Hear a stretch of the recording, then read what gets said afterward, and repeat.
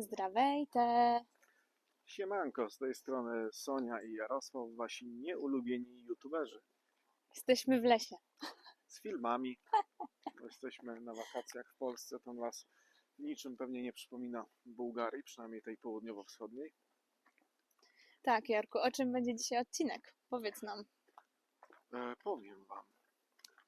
Dzisiaj w tym odcinku, albo w dwóch najbliższych, zobaczymy jak się wyrobimy z materiałem, opowiemy wam o tym, czego nam brakuje w Bułgarii, do czego przywykliśmy i sobie bardzo to cenimy w Polsce, a że teraz obecnie 2 tygodnie spędzamy w kraju przodków, no to możemy nagrywać i opowiadać o tych rzeczach, które tak bardzo, może nie za nimi tęsknimy, ale jak już tu przyjedziemy, no to nie omieszkamy się na nie rzucić jak wygłodniałe psy.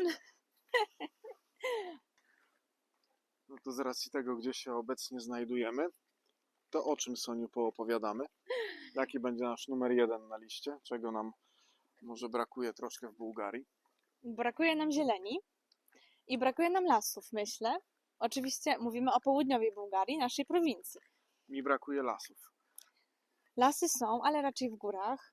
No i jednak przez to, że lato jest długie i gorące, no to chodzenie po lesie przy takim upale, no nie wiem, czy jest przyjemne. Też mamy mniej tych lasów niż na przykład chociażby w okolicy Tychów.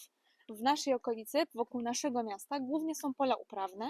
Jeśli są lasy, to są jakieś takie małe kawałki lasów, raczej otoczone polami uprawnymi i wioskami, gdzie się właśnie uprawia te wszystkie, rolnictwo się dzieje i sobie chodzą owce, krowy, kozy, więc te stada też sobie wędrują po tych polach czy po tych małych takich zagajnikach.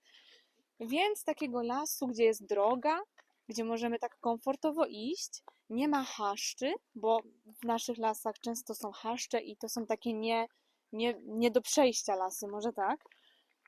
A taka właśnie wygodna droga jak w Polsce, że mamy piękną drogę, wokół drzewka, zielono, ludzie jeżdżą na rowerach, chodzą z psami na spacerki, nie ma stad, nie ma psów pasterskich, nie ma żmii, no to takich lasów nam brakuje, nie?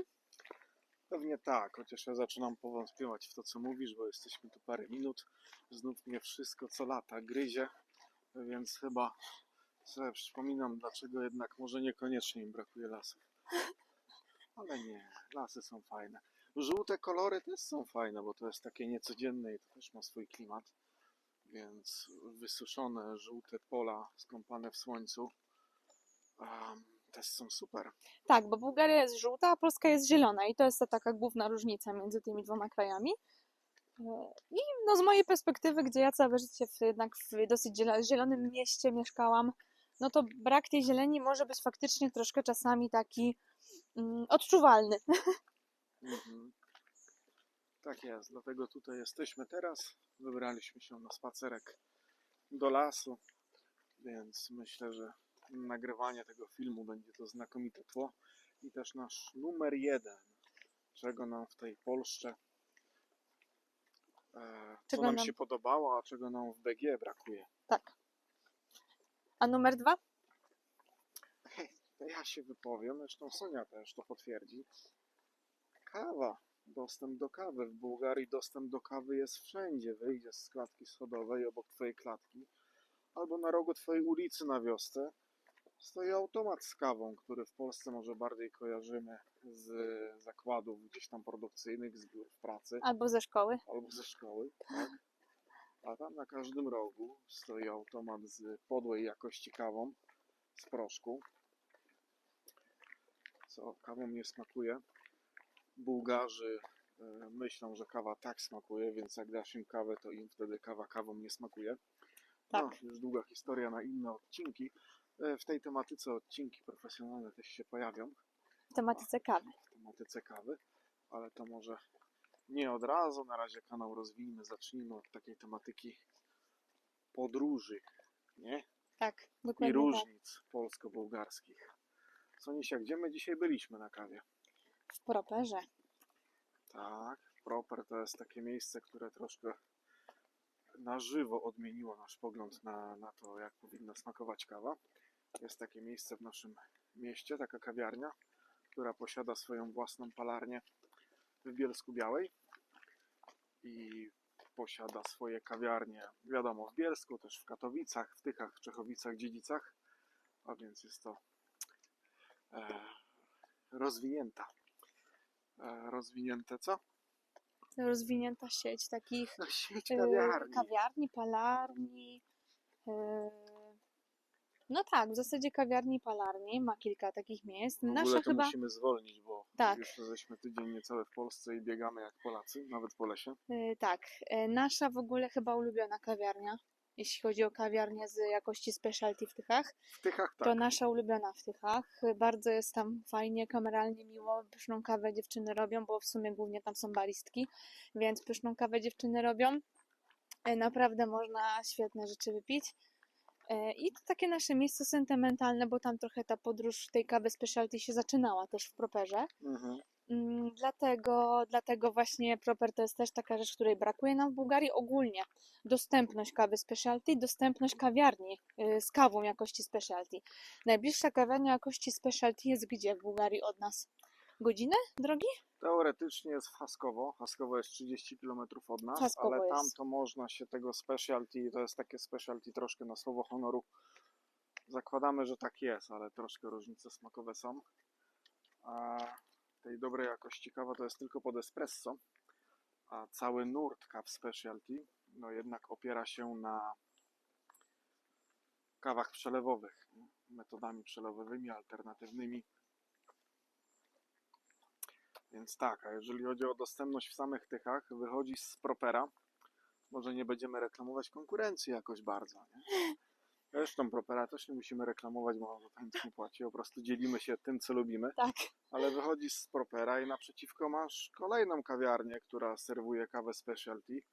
Wyjdziesz z Propera i pójdziesz w lewo, w 10 minut dojdziesz do kolejnej kawiarni, która serwuje kawę ze swojej autorskiej palarni tyskiej.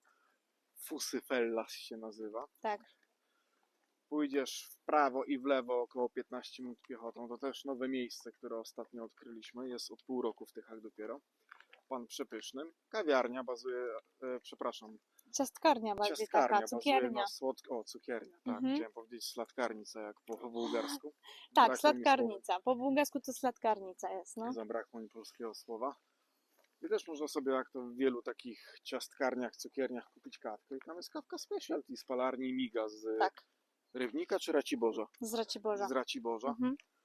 Więc w takim małym, podrzędnym mieście, takiej sypialni niegdyś dla Katowic, jaką są Tychy, zaledwie tam 120 czy 130 mieszkańców, czyli jak na warunki polskie, no średnie miasto. Jak na warunki bułgarskie, duże. Bardzo na duże warunki nawet. bułgarskie, ale mówimy teraz o Polsce. No tak. W Polsce, w nawet takim średnim mieście, Mhm. no to na każdym kroku dobra kawa. A w Bułgarii, nawet w dużym mieście, są oczywiście gdzieś tam w Płowdiw czy w Starej Zagorze pojedyncze palarnie i kawiarnie specialty. W Starej Zagorze bodajże jedna, w Płowdiw jedna albo dwie, Mhm. a Płowdiw to drugie największe miasto Bułgarii. W Sofii jest tego więcej, ale to dalej jest ilość tego typu miejsc, gdzie można napić się dobrej kawy. To w Sofii, w największym mieście Bułgarii, w stolicy, to jest Tak jak w Tychach, nie? na poziomie Tychów, No, 120 tak. tysięcy mieszkańców. Nie mówiąc o tym, że w Polsce w wielu mniejszych miejscowościach są też kawiarnie i palarnie jakości specialty. Więc nie trzeba wcale mieszkać w dużym mieście w Polsce, żeby też pić takie rzeczy. A jednak w Bułgarii, no jak się nie mieszka w dużym mieście, no to w tych mniejszych miejscowościach brakuje tego typu udogodnień. Pewnie myślicie, co to jest to speciality. Nie będziemy tutaj tego wyjaśnić, ale nie chcę obiecywać, ale powiedzmy, że się zobowiązuję, w cudzysłowie, że jeszcze w tym miesiącu na ten temat coś się pojawi. A numer 3? Czego tutaj prawie nie ma? No tutaj nie ma śmieci.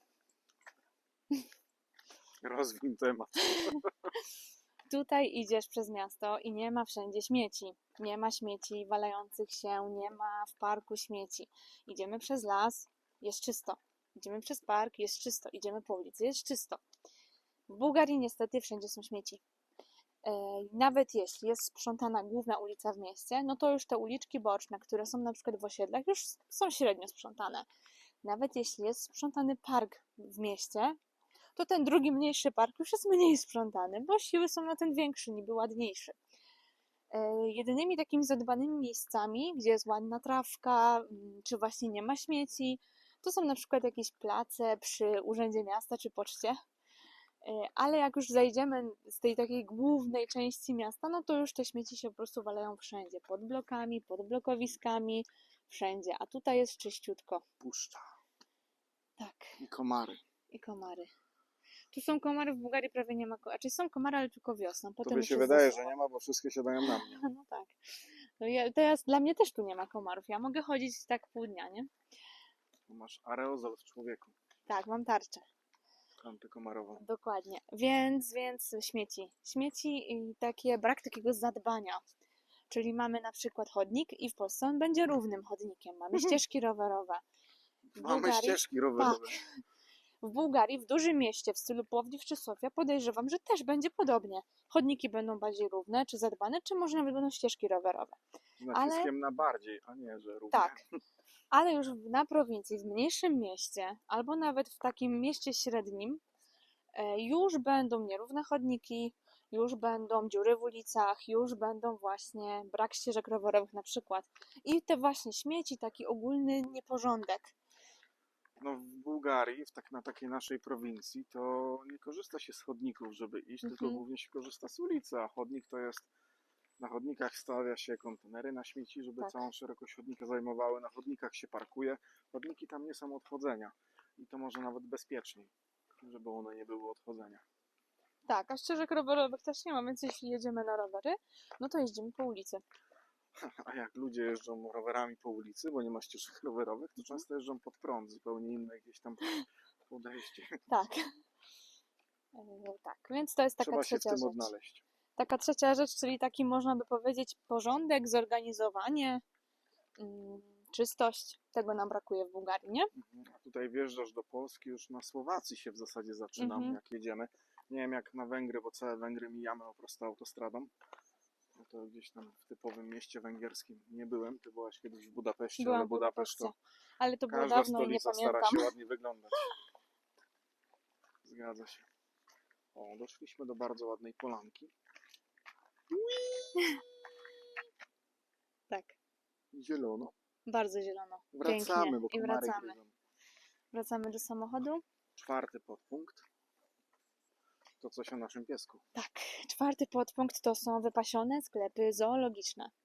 Chyba ogółem też podejście do zwierząt, bo to się Tak. w zoologicznych sklepach w jakości, dostępności, ilości produktów przejawia, ale to też jak ludzie traktują naszego pieska. Jak to jest w Bułgarii, jak to jest w Polsce. W Bułgarii to jest coś takiego.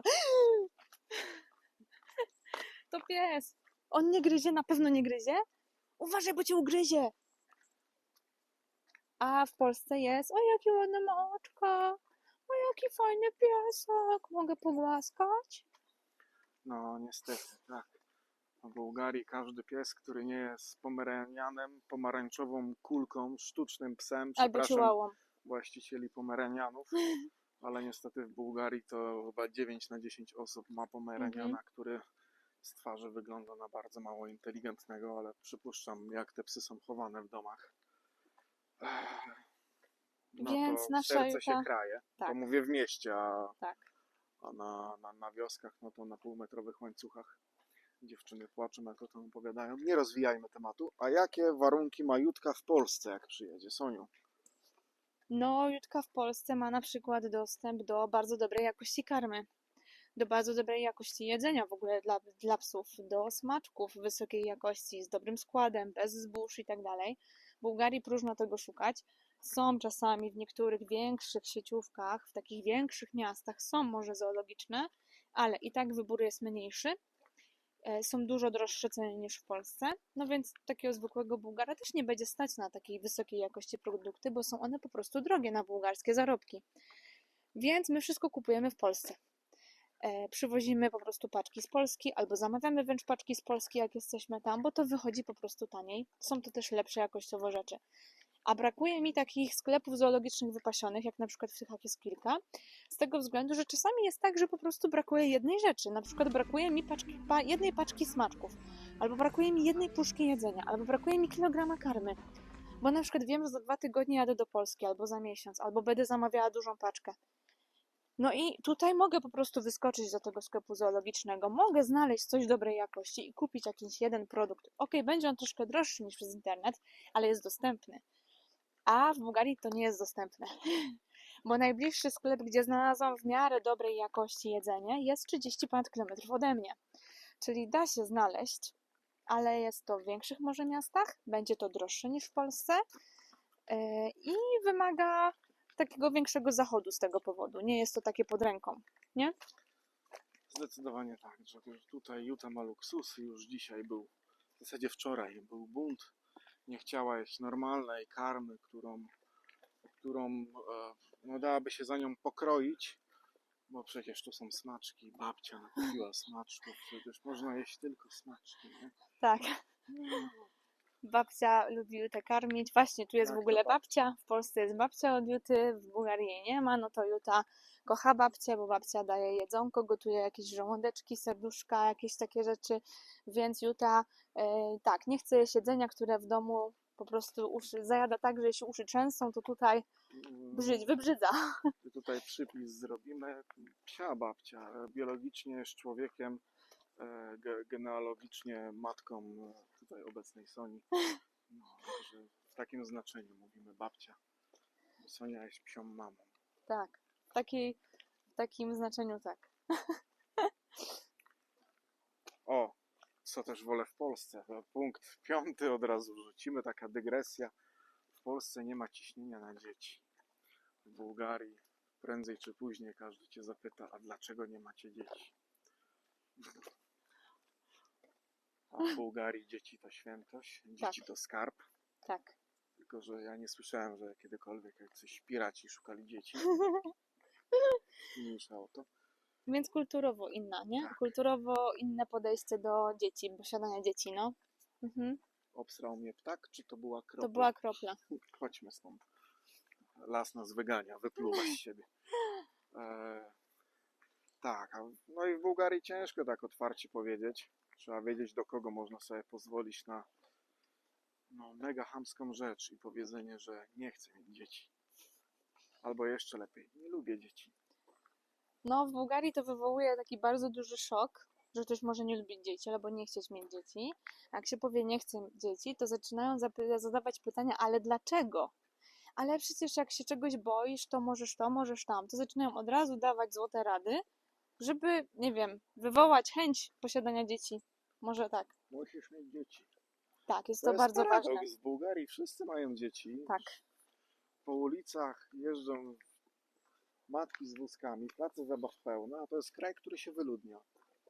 I ma coraz mniej mieszkańców. Paradoks. Paradoks, no. Że oczywiście to wszystko mówimy z perspektywy osób, które jako takie miejskie szczury z Górnego Śląska, z aglomeracji wyjechały na bułgarską prowincję i pewnie gdybyśmy z jakiejś małej miejscowości albo ze wsi w Polsce wyjechali do dużego miasta w Bułgarii, do Sofii albo do Płowdiw, czy do Warny, Burgas, to może byśmy mieli inne odczucia. Myślę, że na pewno mielibyśmy inne odczucia.